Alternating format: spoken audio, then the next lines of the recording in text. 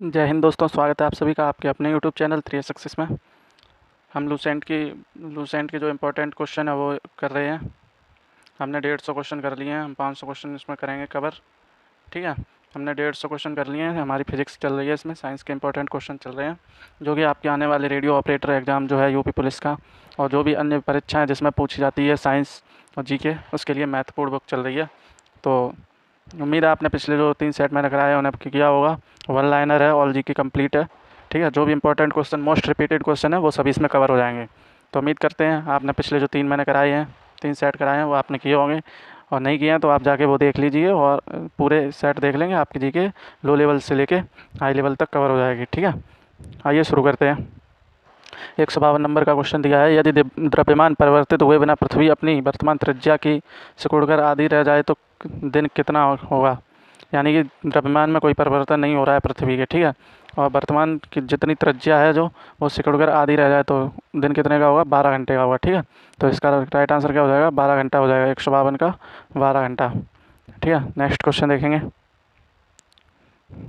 Next question 153 दिया है, यदि किसी पिंड को पृथ्वी से 11.2 किलोमीटर पर सेकंड के वेग से फेंका जाए तो पिंड पर क्या प्रभाव पड़ेगा। आपको पता है ये क्या है, ये पलायन वेग है, वी, पलायन वेग है। अच्छा, पलायन वेग का फॉर्मूला क्या होता है, पलायन वेग होता क्या है, वह वेग जिसे प्राप्त कर कोई वस्तु पृथ्वी की सीमा छोड़कर चली जाती है, पलायन वेग कहलाता है। वह वेग जिसे प्राप्त करके, मान लो कि आपने कोई पत्थर फेंका, ठीक है, और इतनी 11.2 किलोमीटर पर सेकंड के हिसाब से फेंका आपने, वो पत्थर पृथ्वी के सीमा क्षेत्र से बाहर चला जाएगा, फिर वो वापस नहीं आएगा, इसे ही हम पलायन वेग कहेंगे। ठीक है, पलायन वेग का फॉर्मूला क्या होता है, पलायन वेग का फॉर्मूला होता है वी बराबर √2 g r। ओके, यहाँ पे जी का मान रख लेंगे 9.8 मीटर पर सेकंड स्क्वायर। ठीक है, और आर लिख लेंगे हम 6400। आर पृथ्वी की त्रिज्या हो जाएगी, तो यही मान निकलेगा 11.2 किलोमीटर पर सेकंड। ठीक है, यही मान निकलेगा, ध्यान रखेंगे। तो इसका राइट आंसर क्या हो जाएगा, तो इसका राइट आंसर हो जाएगा आपका पृथ्वी पर कभी नहीं लौटेगा। ठीक है, यदि 11.2 किलोमीटर पर सेकंड के हिसाब से फेंक देंगे, कि स्पीड से फेंक देंगे, तो ये पृथ्वी पर कभी नहीं लौटेगा। इसका फार्मूला याद रखेंगे, क्या है, √2 g r। जो जी है ये गुरुत्वीय त्वरण, आर है क्या है, पृथ्वी की त्रिज्या। ठीक है, वी बराबर पलायन वेग। ठीक है, नेक्स्ट क्वेश्चन देखेंगे। अच्छा, एक यहाँ पे और क्वेश्चन कर लेंगे। चंद्रमा का पलायन वेग कितना होता है, चंद्रमा पर पलायन वेग होता है 2.3 किलोमीटर पर सेकंड। ठीक है, इतना होता है 2.3 किलोमीटर पर सेकंड। ठीक है, नेक्स्ट क्वेश्चन देखेंगे। क्वेश्चन नंबर 154 दिया है, उपग्रह में समय ज्ञात करने के लिए अंतरिक्ष यात्री को क्या प्रयोग करना चाहिए, इस स्प्रिंग घड़ी का प्रयोग करना चाहिए, क्योंकि लोलक घड़ी वहाँ पे बंद हो जाती है, अंतरिक्ष में लोलक घड़ी बंद हो जाती है। ठीक है, नेक्स्ट क्वेश्चन देखेंगे।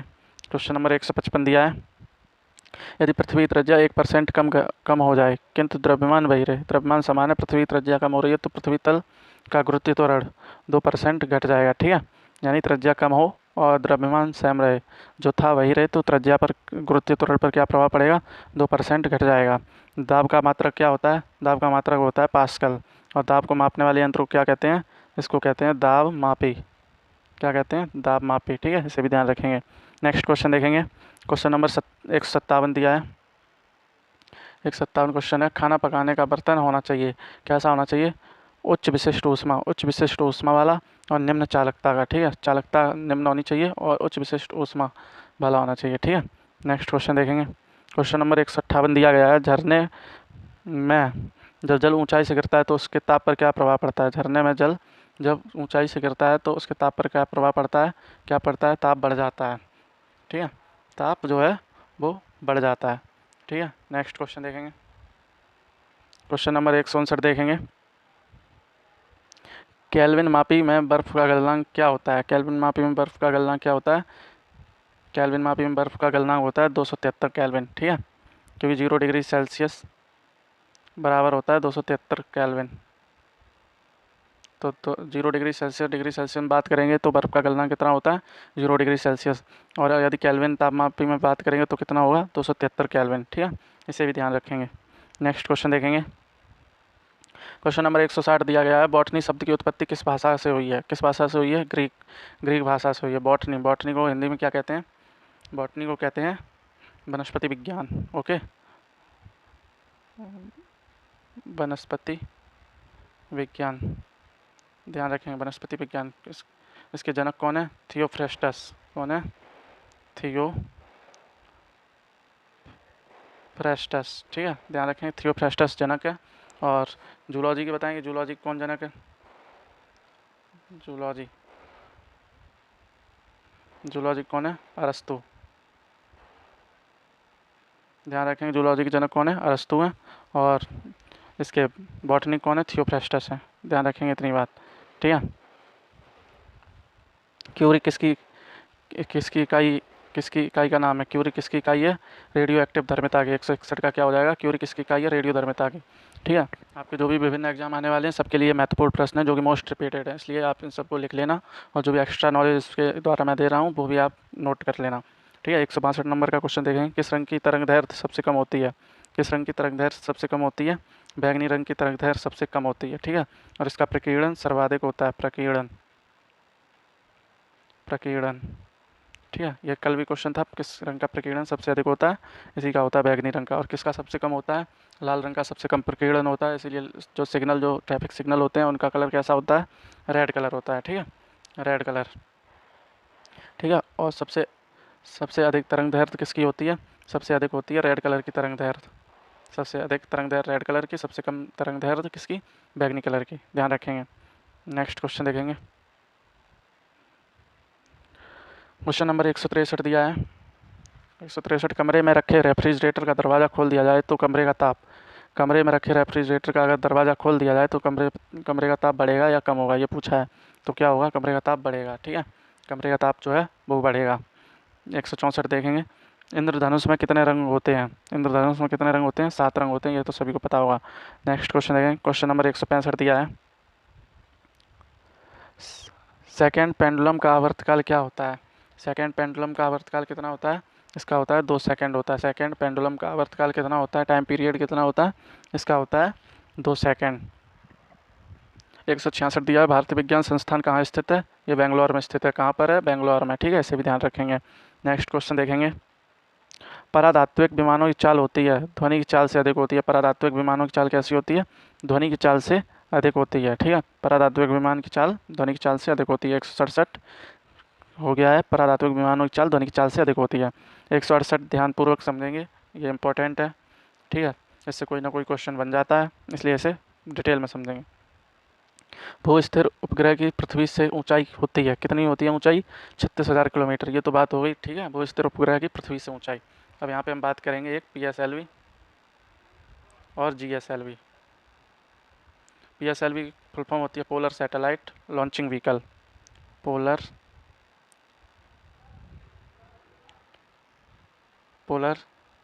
Satellite launching vehicle. और जिसकी क्या होती है? जियो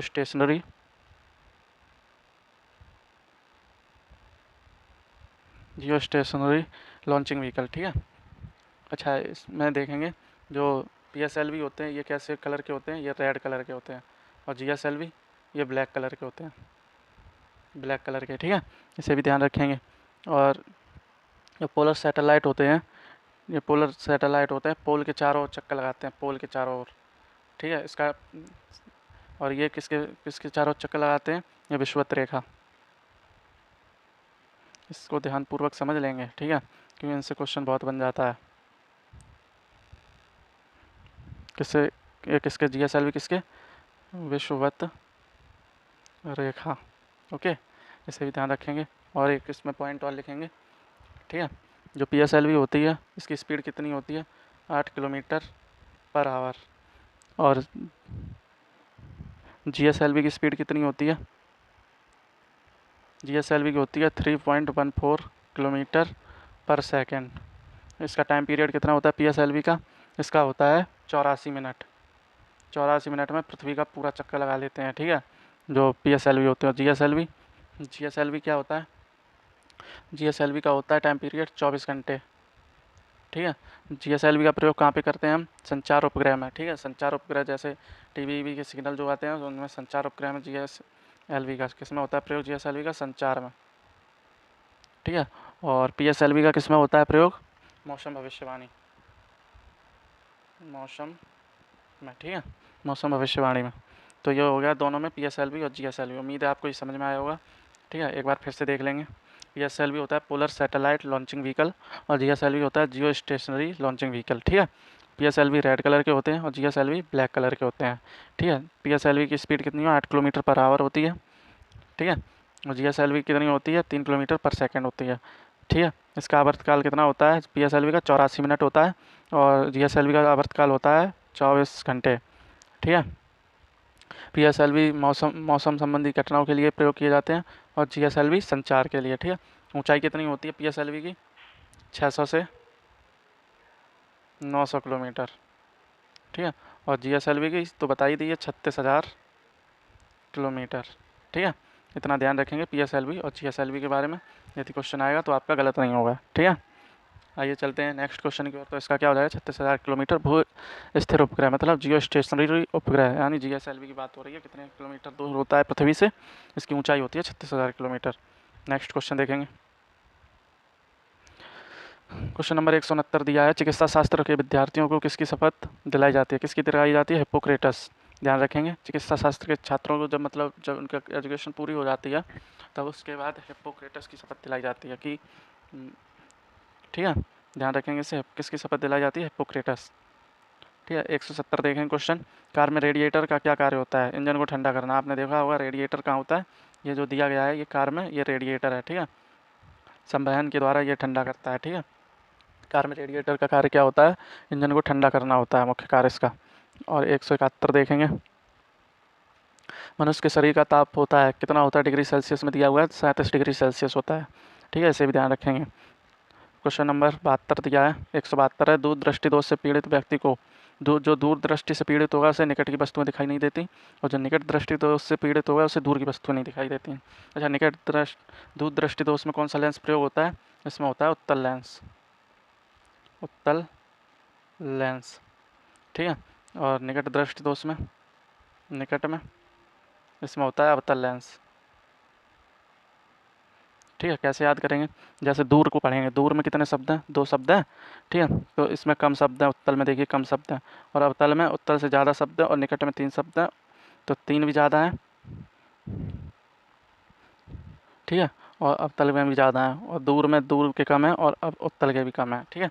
तो ऐसे याद रखेंगे, दूर दृष्टि दोष में कौन सा लेंस? उत्तल लेंस, और निकट दृष्टि दोष में अवतल लेंस प्रयोग होता है। नेक्स्ट देखेंगे। नेक्स्ट 173 नंबर का क्वेश्चन दिया है, किताब के ऊपर रखे किसी लेंस को ऊपर उठाने पर यदि मुद्रित अक्षरों का आकार बढ़ता हुआ दिखाई देता है तो लेंस कौन सा है? मुद्रित यानी मतलब किसी बुक पे मतलब लेंस रखा हुआ है कोई, ठीक है। कोई लेंस रखा हुआ है और उसे ऊपर हम उठा रहे हैं और जो चित्र उस पर बुक पे लिखे हैं उनका आकार एकदम बढ़ता चला जाता है, तो वो कौन सा लेंस है? वो है आपका उत्तल लेंस, ठीक है। ऐसे ध्यान रखेंगे, 173 उत्तल लेंस। नेक्स्ट क्वेश्चन देखेंगे। क्वेश्चन नंबर 174, यदि किसी लेंस से अक्षरों का आकार छोटा दिखाई देता है तो लेंस, अब मतलब किसी बुक पे अगर लेंस रखा है और हम उसे उठा रहे हैं, ठीक है, और जो अक्षर हैं वो हमें छोटे दिखाई दे रहे हैं, तो वो कौन सा लेंस है? यह है अवतल लेंस, ठीक है। नेक्स्ट क्वेश्चन देखेंगे। तारे टिमटिमाते हैं, तारे क्यों टिमटिमाते हैं? अपवर्तन के कारण, ठीक है। अपवर्तन के कारण तारे जो हैं टिमटिमाते हैं, ठीक है। नेक्स्ट क्वेश्चन देखेंगे। क्वेश्चन 176 दिया गया है, निम्नलिखित में से कौन सा एक आवेश रहित कण है? निम्नलिखित यहाँ पे काटते हैं, कौन एक आवेश रहित कण है? न्यूट्रॉन। न्यूट्रॉन पर कोई आवेश नहीं होता है। इलेक्ट्रॉन पे ऋणात्मक आवेश और प्रोटॉन पर कैसा आवेश होता है? प्रोटॉन पे होता है पॉजिटिव और न्यूट्रॉन पे ये आवेश रहित होता है। इलेक्ट्रॉन की खोज की थी थॉमसन ने, प्रोटॉन की खोज की थी रदरफोर्ड ने और न्यूट्रॉन किसने की थी? चैडविक ने। इसे ध्यान रखेंगे। 177 देखेंगे, पौधों की आंतरिक संरचना का अध्ययन क्या कहलाता है? ये कहलाता है पादप शारीरिकी। यहाँ पे लिख लेंगे पादप शारीरिकी, ठीक है। इसे भी ध्यान रखेंगे, पौधों की आंतरिक संरचना का अध्ययन क्या होता है? पादप शारीरिकी होता है। नेक्स्ट क्वेश्चन देखेंगे। क्वेश्चन नंबर 178 दिया गया है, निम्न में से किस रंग का अपवर्तनांक सबसे अधिक होता है? यहाँ से निम्न काट देंगे, ठीक है। तो आपसे भी पता है किसका होता है अपवर्तनांक? होता क्या अपवर्तनांक? आपतन कोण की जगह आपतन कोण की ज्या और अपवर्तन कोण की ज्या का अनुपात। फार्मूला भी आपसे डायरेक्ट पूछ सकता है कि ज्या का अनुपात क्या कहलाता है, अपवर्तनांक कहलाता है। किसका सबसे ज़्यादा होता है अपवर्तनांक, सबसे अधिक होता है बैगनी रंग का, और सबसे कम किसका होता है, ये होता है रेड कलर का, ठीक है, लाल रंग का। नेक्स्ट क्वेश्चन देखेंगे। क्वेश्चन नंबर 179 दिया गया है, लेंस की क्षमता का मात्रक क्या होता है। लेंस की क्षमता का फार्मूला क्या होता है, देखेंगे लेंस की क्षमता का फार्मूला। लेंस की क्षमता का फार्मूला क्या होता है, ये होता है क्षमता बराबर 1/, फोकस दूरी। फोकस दूरी किस में होनी चाहिए, मीटर में होनी चाहिए। और क्षमता का मात्रक क्या होता है, लेंस की क्षमता का मात्रक क्या होता है, लेंस की क्षमता का मात्रक होता है डायोप्टर। डायोप्टर होता है, इसे डी से डोनेट करते हैं, कैपिटल डी से, ठीक है, डायोप्टर होता है, ठीक है, लेंस की क्षमता का मात्रक डायोप्टर।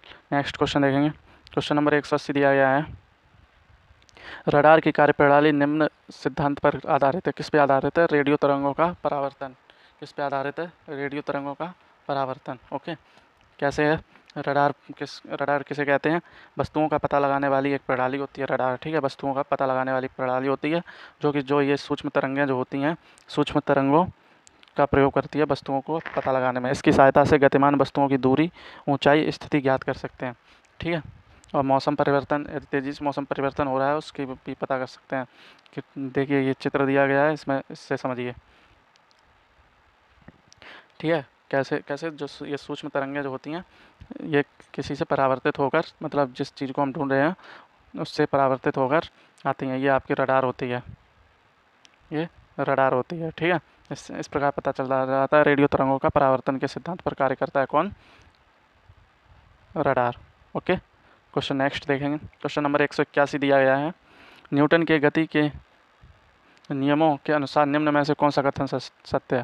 ये क्वेश्चन काट देंगे, हम यहाँ पे तीनों नियम पढ़ेंगे न्यूटन के, ठीक है, तीनों नियम पढ़ेंगे न्यूटन के।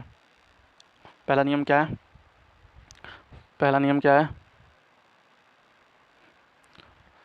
पहला नियम है जड़त्व का नियम, जड़त्व का, ठीक है। क्या है जड़त्व का नियम, मान लो कोई पिंड है, वो तब तक एक स्थिति में रहेगा जब तक कि उस पर कोई बाहरी बल ना लगाया जाता है, ठीक है। जैसे एग्जाम्पल देख लेंगे, एग्जाम्पल होता है रुकी हुई गाड़ी अचानक चलने पर उसमें बैठे यात्री पीछे की ओर झुक जाते हैं, ठीक है। यदि रुकी हुई गाड़ी है, कोई गाड़ी रुकी हुई है और एकदम से स्टार्ट हो जाए तो यात्री पीछे की ओर झुक जाते हैं, ठीक है।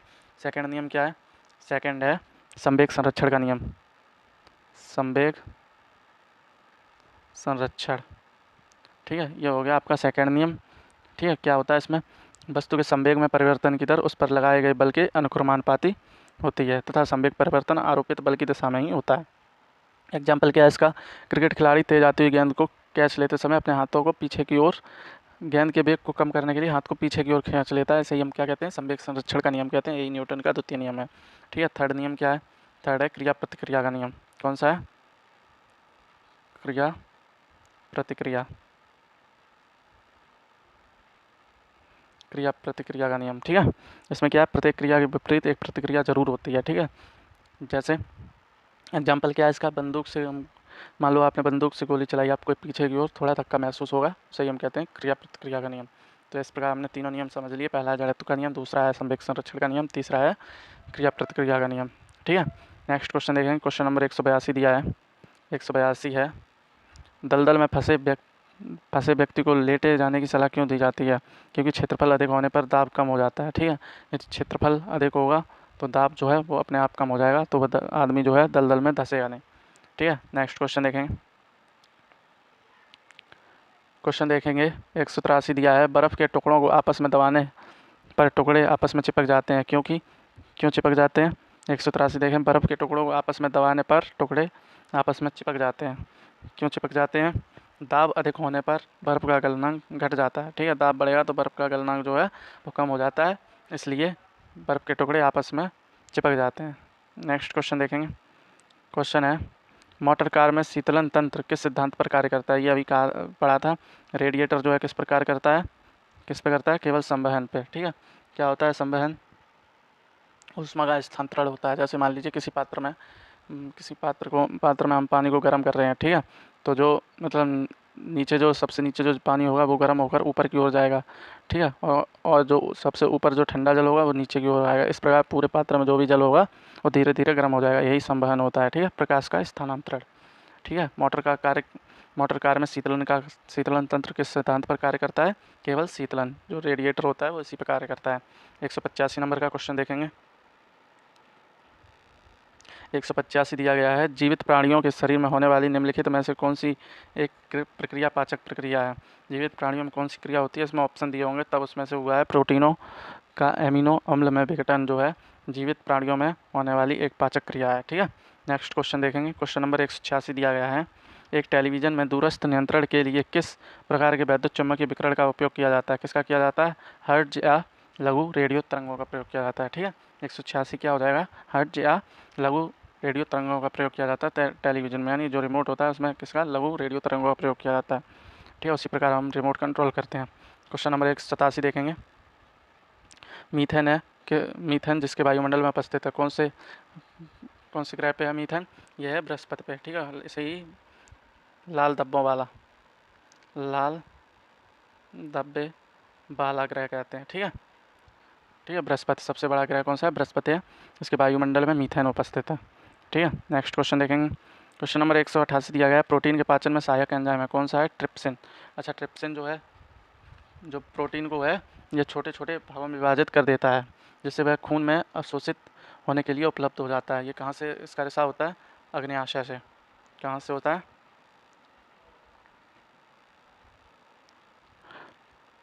अग्न्याशय, इसे भी ध्यान रखेंगे। और पेप्सिन होता है, पेप्सिन ये पेट से स्रावित होता है। पेप्सिन है, ये कहाँ से निकलता है? पेट से, इसे भी ध्यान रखेंगे। ठीक है, इसका कार्य क्या होता है? भोजन में पाए जाने वाले प्रोटीन का पाचन, भोजन में प्रोटीन होता है उसका ये पाचन करता है। ठीक है, नेक्स्ट क्वेश्चन देखेंगे। क्वेश्चन नंबर 189 दिया गया है, उन देशों में जहाँ के लोग का मुख्य खाद्यान्न पॉलिश किया हुआ चावल है, लोग पीड़ित होते हैं। किससे पीड़ित होते हैं? ये बेरी से होते हैं। बेरी किस विटामिन की कमी से होता है? B1 की कमी से होता है। इसका रासायनिक नाम क्या होता है? इसका साइंटिफिक नाम होता है थायमीन। B1 का होता है, ठीक है, इसकी कमी से। और B1 जो है ये जल में घुलनशील विटामिन है, जल में घुलनशील। B और विटामिन C ये भी जल में घुलनशील है, और विटामिन B भी जल में घुलनशील है। विटामिन B का साइंटिफिक नाम है थायमीन, और इसकी कमी से बेरी रोग हो जाता है।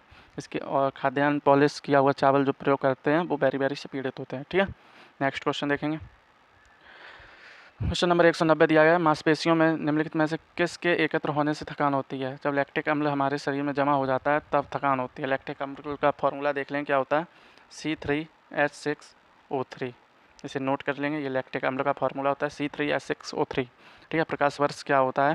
प्रकाश वर्ष एक वर्ष में प्रकाश द्वारा तय की जाने वाली दूरी होती है, ये दूरी का मात्रक होता है प्रकाश वर्ष। ठीक है, नेक्स्ट क्वेश्चन देखेंगे। क्वेश्चन नंबर 192 दिया गया है। क्वेश्चन नंबर 192 है, समुद्र की गहराई नापने के लिए कौन सा उपकरण प्रयोग किया जाता है? कौन सा उपकरण प्रयोग किया जाता है? ये किया जाता है फेदोमीटर, समुद्र की गहराई मापने के लिए। नेक्स्ट क्वेश्चन देखेंगे। 193 दिया है, ये रिपीटेड क्वेश्चन है। कंप्यूटर की IC चिप किस पदार्थ की बनी होती है? सिलिकॉन की बनी होती है, जिसका प्रतीक क्या है? सिलिकॉन का SI। ठीक है, SI प्रतीक चिन्ह। और IC की फुल फॉर्म मैंने उस दिन भी बताई थी, क्या होती है IC की फुल फॉर्म? IC की होती है इंटीग्रेटेड सर्किट। क्या होती है? Integrated CIRCUIT circuit. ठीक है, इंटीग्रेटेड इसकी फुल फॉर्म होती है IC की, इसे भी ध्यान रखेंगे, इंटीग्रेटेड सर्किट। ओके, कंप्यूटर की IC चिप्स किसकी बनी होती है? ये बनी होती है सिलिकॉन की। नेक्स्ट क्वेश्चन देखेंगे। क्वेश्चन नंबर 194 है, वह काल्पनिक रेखा जो फोकस एवं पोल से गुजरते हुए गोलाकार दर्पण पर पड़ती है कौन सी होती है? ये होती है मुख्य अक्ष। ठीक है, वह काल्पनिक रेखा जो फोकस एवं पोल से गुजरते हुए गोलाकार दर्पण पर पड़ती है कौन सी होती है? ये होती है कौन सी? मुख्य अक्ष। देखेंगे, ये मुख्य अक्ष है, ये जो रेखा गई है ये मुख्य अक्ष है। ठीक है, ये पोल है। ठीक है, इसे ध्यान रखेंगे। और यहाँ पे ये फोकस, जो यहाँ पे सभी जो मतलब जो ये जो किरणें गई हुई हैं, जो ये आपतित किरण है जो ये दर्पण पे पड़ रही है, और यहाँ से परावर्तित किरण आ रही है, जो यहाँ पे परावर्तित किरणें मिल रही हैं वो है आपका फोकस बिंदु। ठीक है, और जहाँ फोकस बिंदु से पोल पर जो रेखा जाती है, फोकस बिंदु से होकर, उसे क्या कहते हैं हम? मुख्य अक्ष कहते हैं। उम्मीद है आपको ये समझ में आया होगा। ठीक है, नेक्स्ट क्वेश्चन क्या देखते हैं। मैं चित्र आपके सामने इसीलिए लगा लेता हूँ आपको ज़्यादातर समझ में आए।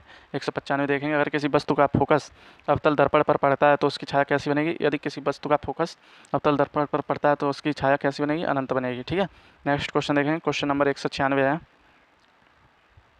वह धातु जो अम्ल एवं क्षार के साथ क्रिया करके हाइड्रोजन निकालती है कौन सी है, जिंक है। ठीक है, ठीक है, और अम्ल और क्षार मिलकर क्या बनाते हैं, अम्ल प्लस क्षार क्या बनाते हैं, लवण।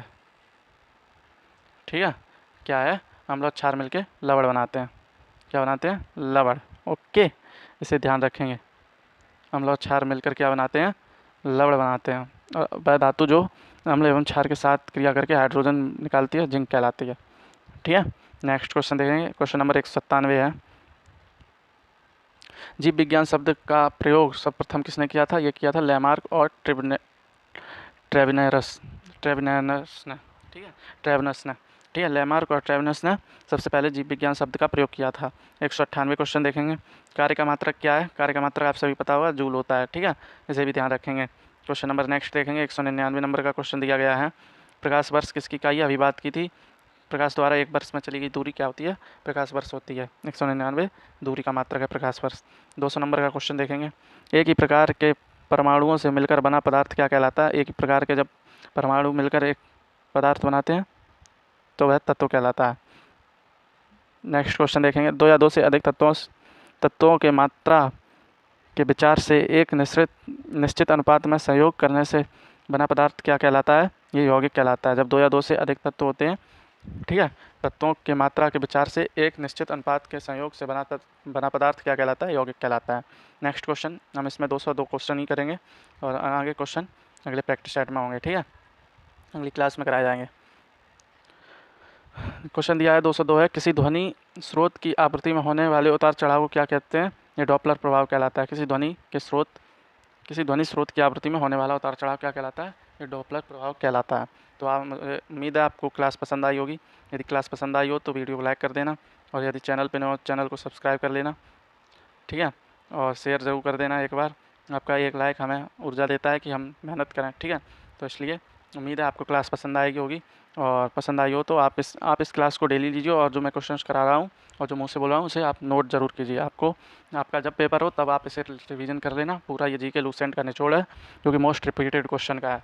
उम्मीद है आपको क्लास पसंद आई होगी। क्लास पसंद आई हो तो लाइक कर देना और चैनल को सब्सक्राइब कर लेना और क्लास को शेयर कर देना। मिलते हैं अगली वीडियो में, तब तक के लिए धन्यवाद।